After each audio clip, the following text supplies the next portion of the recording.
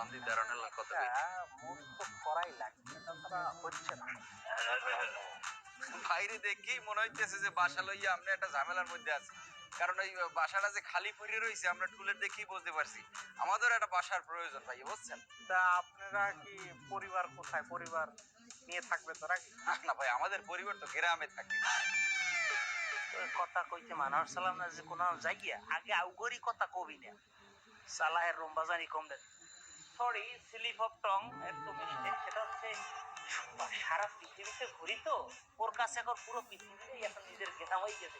কানাডার একটা বলতে পারেন সবচেয়ে সুন্দর, যেখানে কানাডার প্রধানমন্ত্রীও থাকে, সেই গ্রামে আমরা মূলত পরিবার সহ থাকি। তো বাংলাদেশে আসলে বেশি তো থাকা হয় না, বিজনেস পারপাসে আসা হয়। তো যাই হোক, মূল কথায় আসি। টুলের দেখলাম বাসা ভাড়া হবে।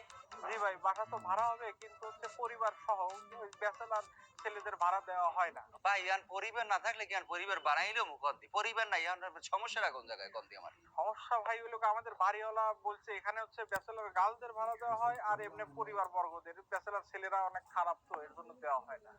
আসলে ব্যাচেলর বলতে আমরা যদিও দেখতে ইয়ং, কিন্তু আসলে আমাদের ওই সম্পর্কে অনেকেই বুঝতে পারে না। বিষয়টা হচ্ছে গিয়ে আমরা পরিবার পরিবার পাওয়া যাবে, সমস্যা নাই। পরিবার যে কোনো সময় কানাডা থেকে চলে আসবে, কিন্তু আপাতত আমরা আসলে ভালো ফ্ল্যাট তো পাচ্ছি না। আপনার এই বাসাটা মোটামুটি চলে, তো যদি আর কি দেখতে পারেন মালিকের সাথে, এখানে আপনারও একটু ভালো মন্দ আমরা দেখতাম। না ভাই, আসলে বাসা ভাড়া দেওয়া হবে না আপনাদের, কারণ এখানে 4টে সুন্দরী মেয়ে আছে। এখানে ওই বাসা কোনোভাবে ভাড়া দেওয়া হবে না। বৃষ্টি পড়তেছে ভাই, আপনারা যান না। শফিক সাহেব, বিষয়টা হচ্ছে কি বলেন ভাই আপনি। শফিক সাহেব, আপনি যথেষ্ট ভালো মানুষ, এবং খুব এই যে ঢাকা শহরে যত দারোয়ান কমিটি আছে তারা আপনার খুবই প্রশংসা করছে, এবং আমারও